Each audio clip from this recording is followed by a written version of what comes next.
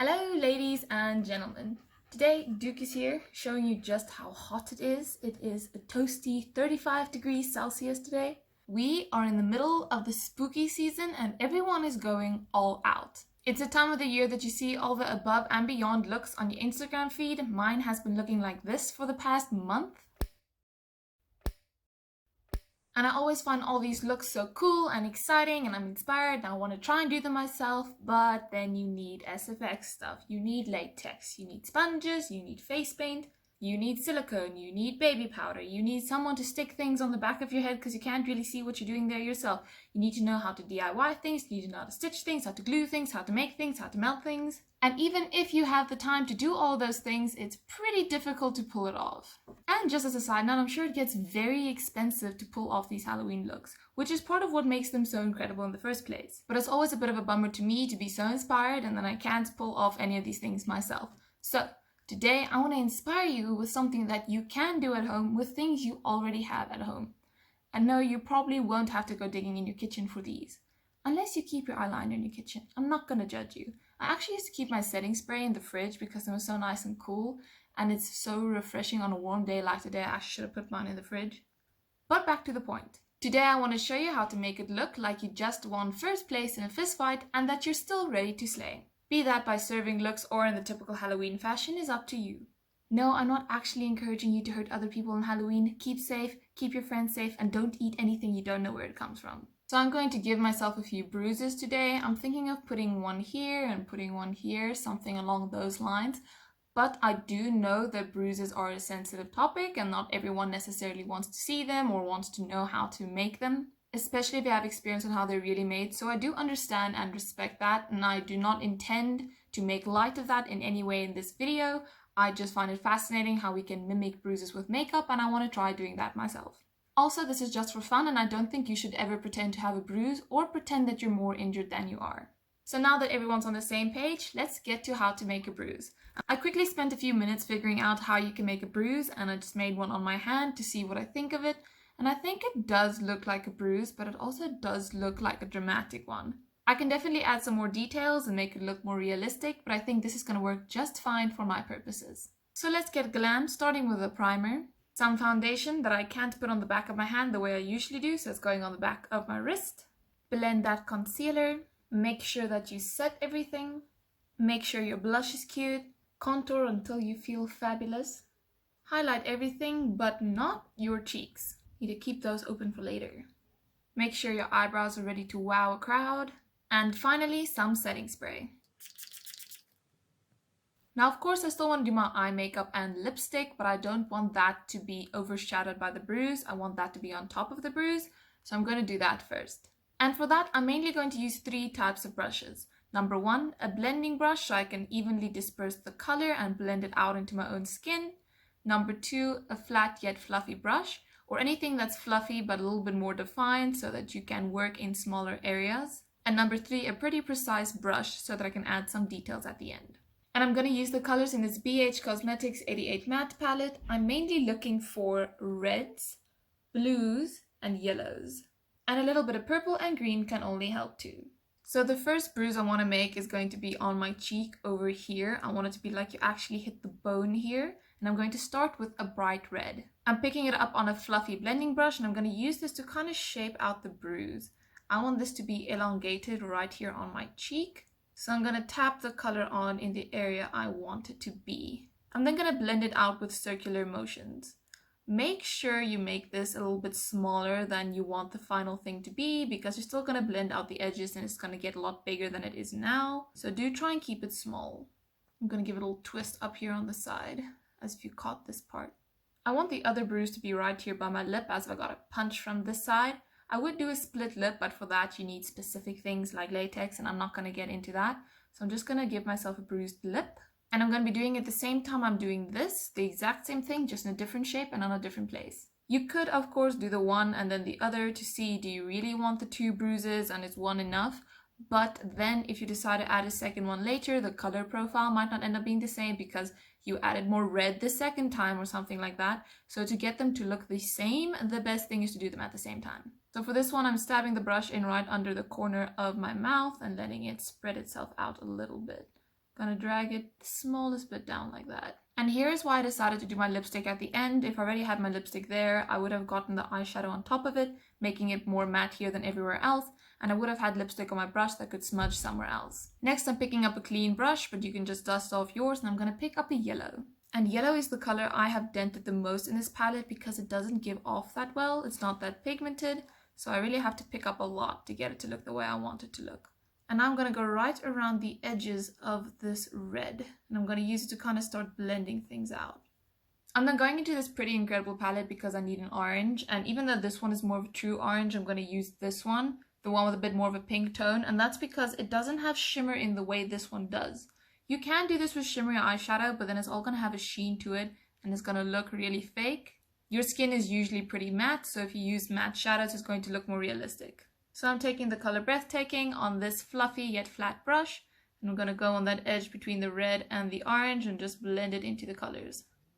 And then now that I got the basics down, I'm going to fiddle with it a little bit. I'm going to blend it out a bit, add a bit more red, add a bit more yellow until I'm happy with the composition. It's just a little bit of back and forth. I definitely can leave it like this and go to the next step, but I feel like just playing with it a little bit results in a better blended look. I'm going to take this chance to just thicken this up a little bit so it's not such a straight line. I just want a little chubbier in the middle. Now that we got the inflammation good and going, we're finally going to move on to some blue. And the blue is really going to add some depth and start make it look more realistic. Like the first time I got to this point, I was like, it looks so fake. But wait until you add the blue. For the blue, I like to use a precise brush because then you get little irregularities in the blending. And I feel that brings about a more realistic look. The darker the blue, the better, but this is the darkest one I have and it's not the end of the world. Just gonna take it and poke it in the middle of the bruise. You don't want it to go beyond the red.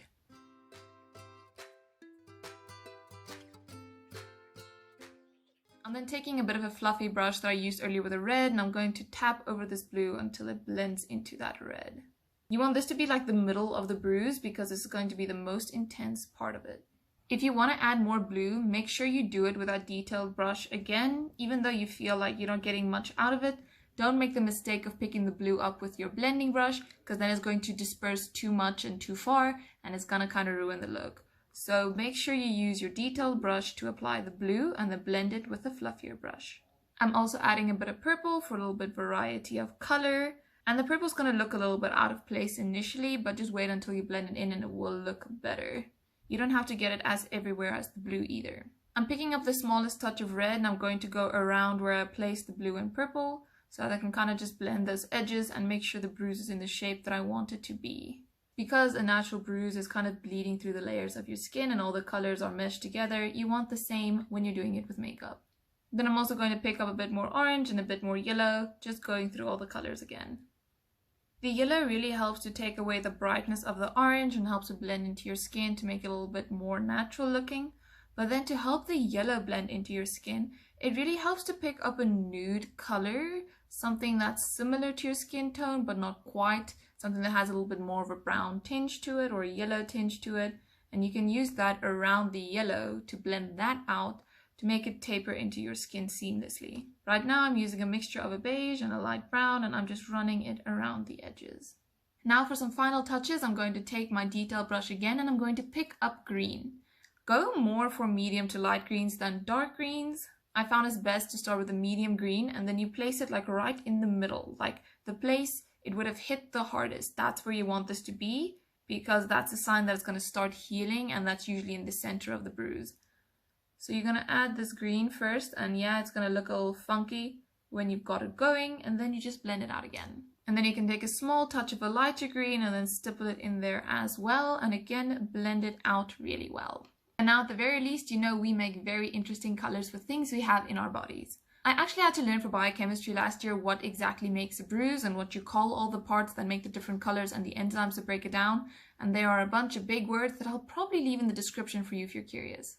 I think the two like this is enough. I like this one more than this one, so I might end up blending this a little bit more. I feel that blue is blended well enough, but now you see it from the one side and from the other side, and it's not all over my face. Like if we were to add another one here, it would just be too much, and having the two on the one side I feel would be a bit too dramatic as well. So I do kind of like the balance of where they are, and now I can continue to do my normal other makeup.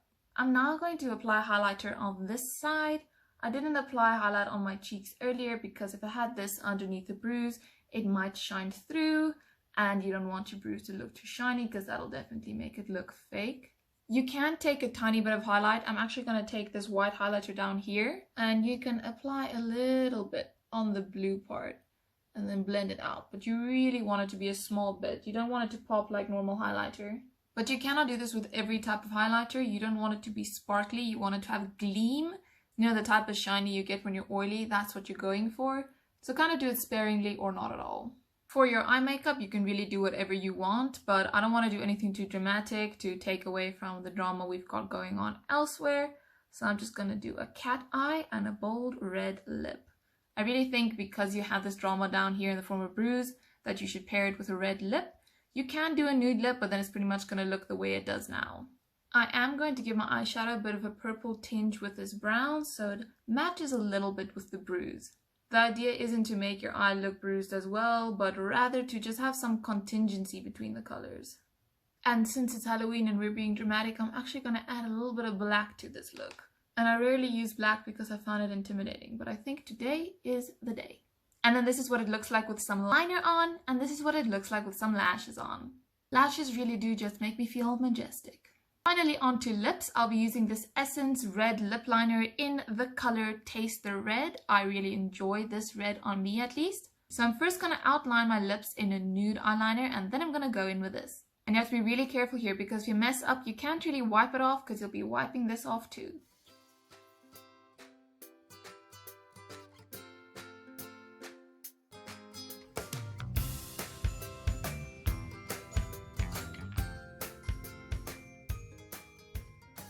After drawing that neat red outline, I kind of want to smudge it a bit into the bruise.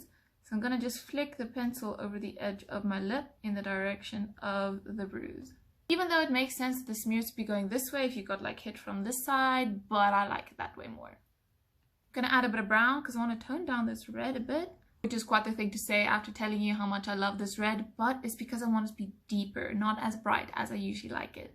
And I'm going to call that a day in terms of the makeup. If you want to make it a little bit more dramatic, you can smear the lipstick more, you can make the bruises bigger. You can apply the bruise here in this curve instead of out here, because then you can have your whole eye bruised. You can also just add like a little bit of gray shadow here to make you look tired and like it was a more intense fight. But I want to keep it glam so I can feel cute with that touch of horror for Halloween. You can also go all out with your hair, make it a little bit messy. Mine's in a ponytail and I straightened it, but I haven't washed it in 2 days. So if I were to split my hair the way I usually would, I can mess it up and it'll actually stay messed up. I definitely like the look of the hair down, and I can just take a brush and go a little back like this, make it messy, and then your hair is going to stand like that. You just hold your hair down and then brush at the top to kind of pull your hair in funky directions, and it's going to look like you got messed up doing who knows what in your fight. You can do it as much as you want to and all around your head to look like you really got roughed up. If you want this to last a bit better than this is going to last, you can obviously add hairspray, or you can make a hairstyle like you can tie your hair in a ponytail the way mine was and pull your hair loose to make it look like someone yanked at your hair.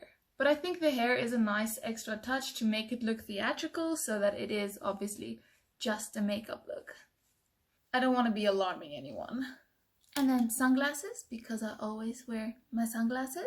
And you can go all out and do what I did on my hand everywhere else. You can add a bruise on your collarbone, on your arm, and on your legs if you want to. But I'm just sticking to the face today. Now let's see how my neighbor reacts to this, because he doesn't know this is what I did today.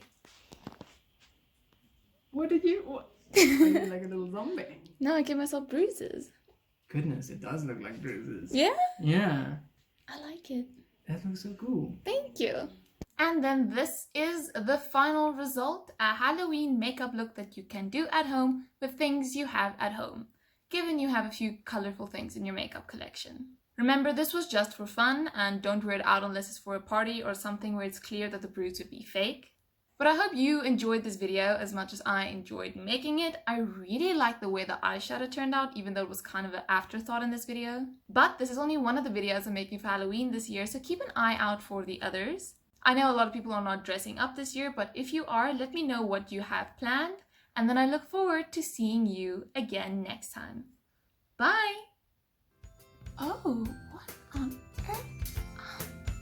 Oh. Let you say hello to the internet. Hello internet.